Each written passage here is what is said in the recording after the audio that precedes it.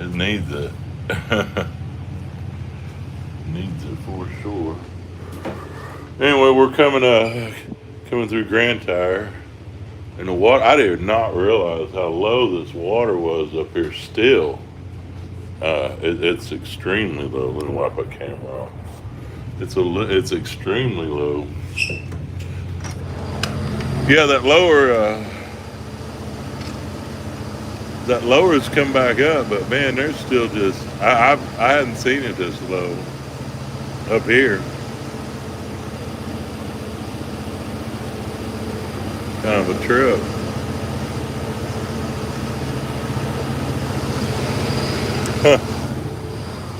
Tower Rock is low water.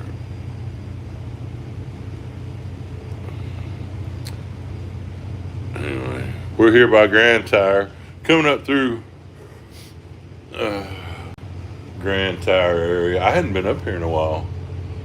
I've been turning down south.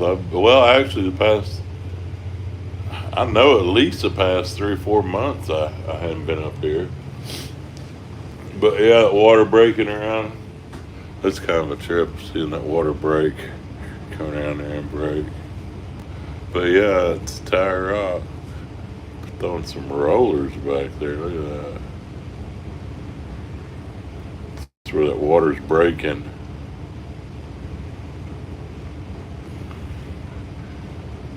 Oh yeah, water's breaking off our wheel wash, and then that break coming off here, making some big rollers back there, white capping. Anyway, coming up through the pipeline here, the Grand Tower. This you know RV area over here that's usually loaded down in the summertime. It's a neat area actually. Up above here, there's uh, I don't know. I've done some looking. There's a like a little stone foundation of an old cabin over there. I hope, man, the reception might go bad on me in this area because reception's really terrible. But hopefully not. At least till I get up here a little ways. But we're in between. This is mile 80. We're like right in between Cairo and St. Louis. In between Cairo and St. Louis.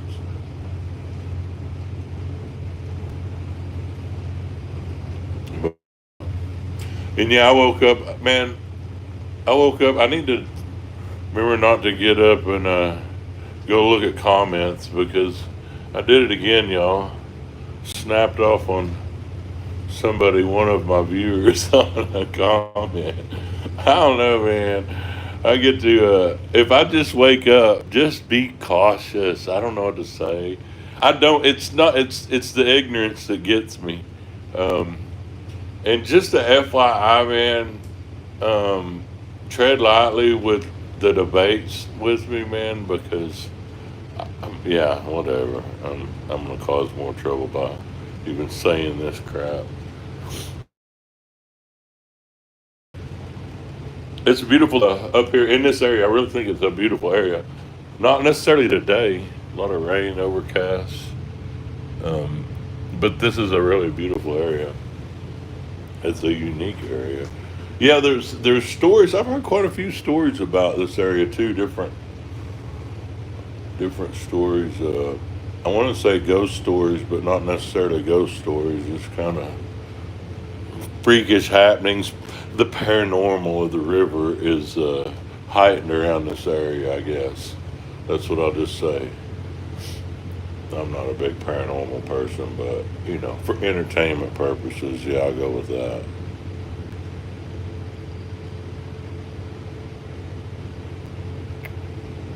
Anyway, yeah, I just looking at the backbone of the Mississippi River up here, man. It's showing a lot of rock.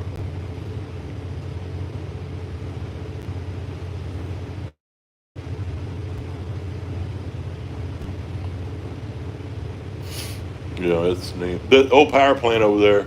I've got a video where I was sitting below it and looking up at that power plant, and as morning rising sun east is that way and had the sunrise behind it, but those stacks on it looked like three crosses. I was having a moment one morning, maybe in a Sunday morning or something. I was having a moment one morning anyway. It was actually pretty neat. That wasn't totally paranormal, but it was a neat thing. Yeah, Wittenberg area over here. I think they call this Wittenberg. I know they call the light that, but I think it's a little area over here, little community. Anyway, yeah, I didn't know what kind of signal. This, like I said, this is really a prone area for. It's bad area for radio signals usually, and usually cell signals. But in recent years, I've noticed that it's getting better around here, clearing up a little bit.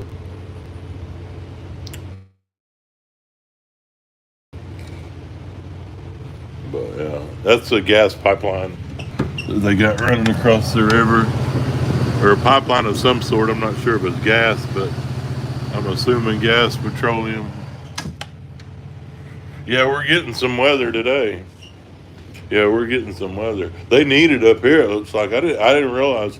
Yeah, we went from coming up to the lower. We bumped that rise coming up, but then we were starting to hit the fall. But then there's another rise coming out the Ohio, and what that does down there at Cairo, I was noticing last night. We were flying up there. We were making almost 8 mile an hour northbound, and what it does there at the confluence, it acts like a dam.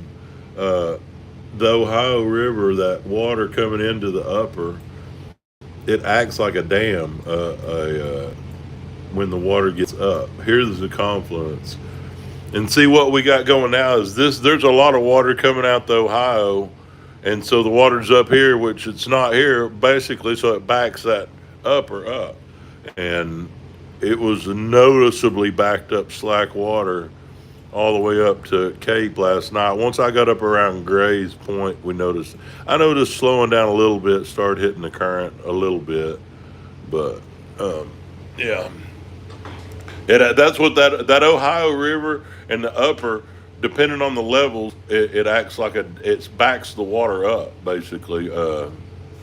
That's what the Ohio is doing now. It backs the water up into this upper, so it's almost at times it acts like a locking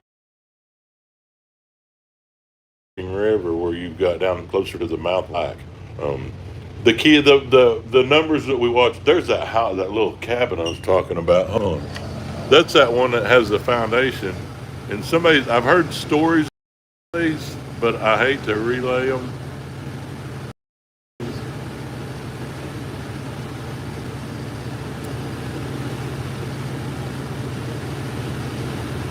Yeah, I've heard that a man lived there. I don't know. Yeah, I've heard that a man lived there that used to walk to town and go get his beer. He would trade out something for beer, but I've seen it. It looks like a little, almost like visitor center now. It looked like there's a deck on top of it. Yeah, I don't know. Anyway, Wittenberg area, Grand Tire area. Yeah, I'm making almost 7.5 mile an hour. We're flying. Yeah, there's that old power plant over there, and you can see the way those stacks were on it with the sun coming up in the east. It looked like three to the left of that uh, high line there, those stacks, and it looked like they look like crosses, and then the rising sun in the background. Yeah, like I said, I was having a moment one morning, y'all.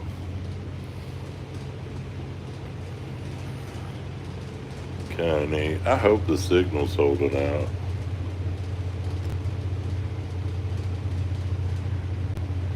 Story time about the place. Sorry, I'm reading comments here.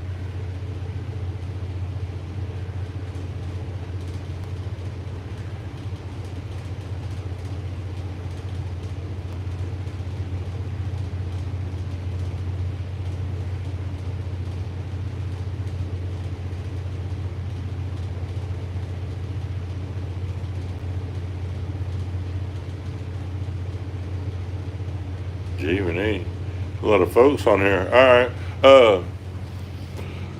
Yeah, that's no, I was coming by Grand Terre and Tower Rock, and I hadn't even eaten my lunch yet, and I got up here. Hey, look, y'all, you caught me mid coffee making because I was coming by Tower Rock, and I thought it was kind of neat, so I wanted to get things going. Um, Sorry, I'm thinking, not thinking about what I was doing instead of what I was saying. Yeah, it was it was neat. I thought it was really neat coming by Tower Rock, and I hadn't seen it with the water like this. Um, so there's that. And yeah, here's the old power plant. I don't know. There's a grain elevator. They're loading barges over there. I don't think I've ever dropped or picked up barges here. And I think that old power plant's shut down now, or in the process of being shut down. Old inefficient coal burning power plant.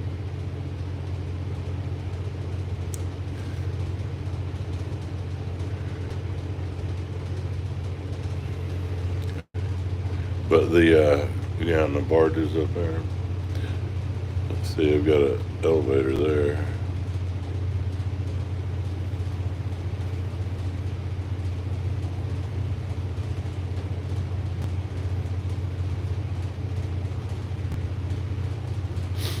But yeah,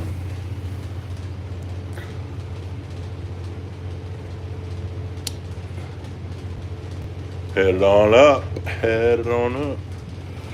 Well, let's see. Do a mile marker. I've got a set. Let's see the APTA. We are 94 miles from St. Louis.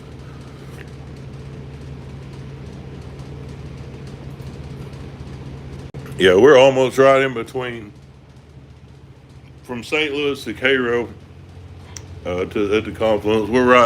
We're splitting that difference right in between there. Old power plant. You see the stacks there now. I was sitting right over here. This is where we hold up for traffic, so I know the situation. I was holding up for traffic, and see those stacks. Yeah, it looked like three crosses. I remember, and the sun was in the background. And like I say, I was having a moment. Anyway, kind of neat, y'all. Coming through Grand Tower area, Wittenberg, all that there. Headed up towards Fountain Bluff. I don't think we'll have too much southbound traffic today because they're locking up at 27 and Mel Price. I guess they've got them traffic stacked up there, and they're locking northbound. They were locking northbound through last night through most of the day, so I don't think they were going to start locking southbound until later on today. Somebody was saying so, or today. So we won't see much of that traffic. We won't see any of that traffic until later on this evening. And at this speed, it's showing us getting on up there. I think St. Louis tonight. Yeah, it's showing. We'll get up there by midnight. Maybe a little after midnight. Sometime we'll get to St. Louis. But yeah, I see the old power plant over there.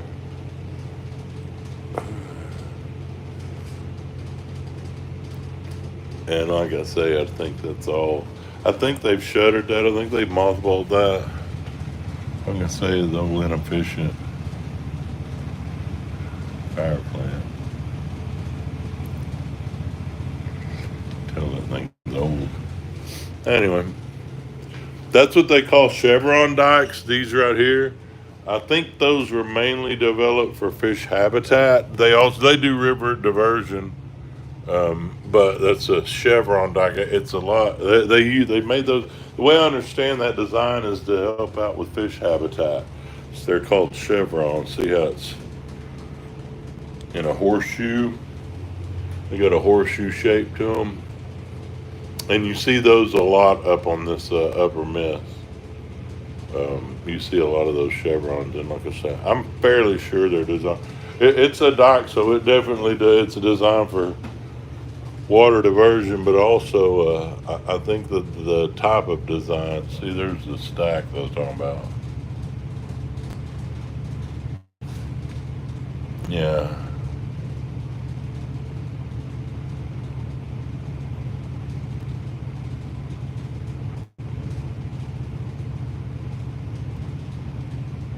Oh yeah. Somebody was saying I think they cut. Yeah.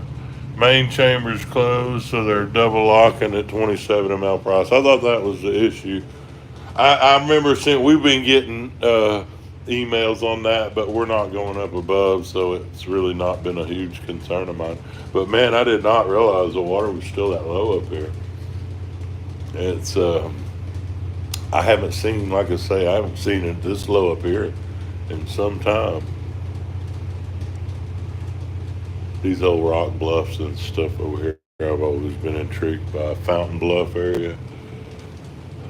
I tell you where I really got into looking at this trip coming up was the striations of the sedimentary rock there at Randolph Bluff. You can really see it had been kind of raining, so it kind of washed away some of the dirt, to where you can really see the layers of rock and dirt and stuff in there. I'm just really curious how. I don't know. You might have to do it through drone footage to get along the side and get good views of those rock faces, but I don't know. It just me the curious mind in me was think it would be really neat to go do some sightseeing up around there. It would definitely be dangerous with the chance of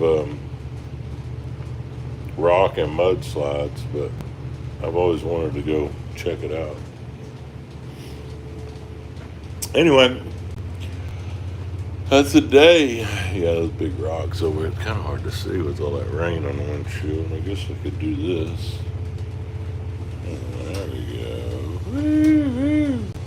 Windshield wipers on both. It's an air windshield wiper. Most of them are not the best, but yeah,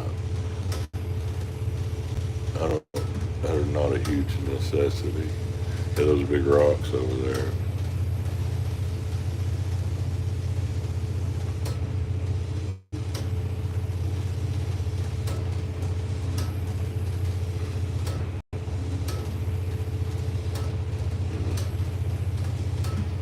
Yeah, that's what somebody. I'm interested in what's in that sediment too. It's laid out really. The striations you can see in the rock there at Randolph. It was really neat. I would be very interested to go look and see.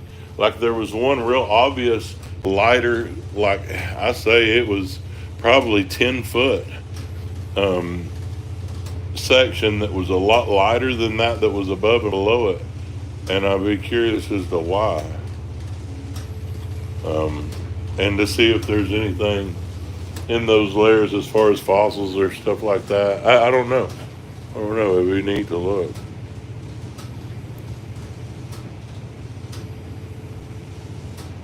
Yeah, those things suck. Yeah, the windshield. It's usually either stop or go, or it's not a really great speed zone, but yeah, they work. It works.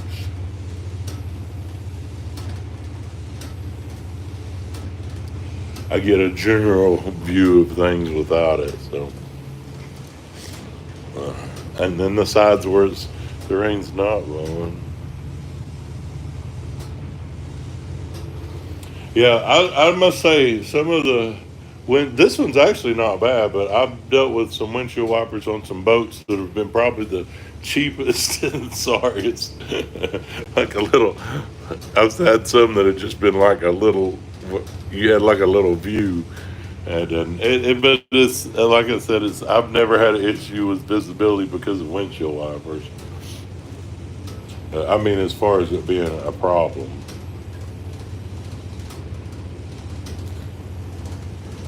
Because see, on that side, we're not even getting. I don't even have any raindrops on this side, so there's that. Yeah, there's a big rock.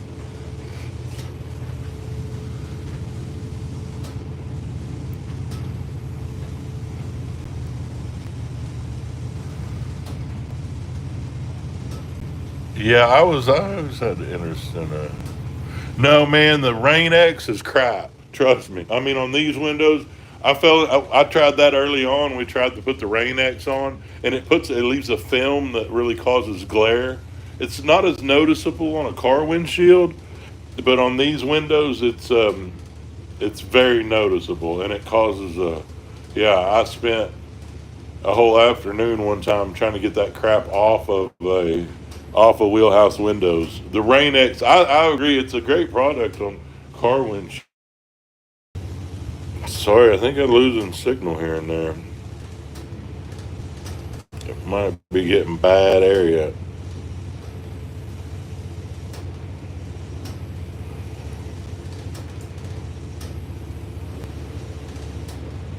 Yeah, the Rain X just didn't do good. I tried it. I remember when it first came out, and I tried it on the windshield. It was what it caused is it made a sheen to where when it wasn't raining and light kind of flashes and scattered from it, that was the biggest problem.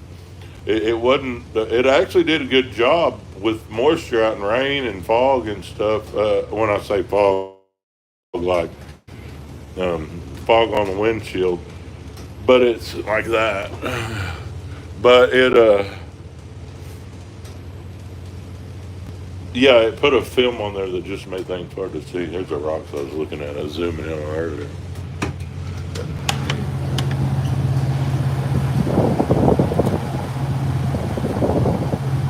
Yeah, I always thought that'd be neat. Go digging.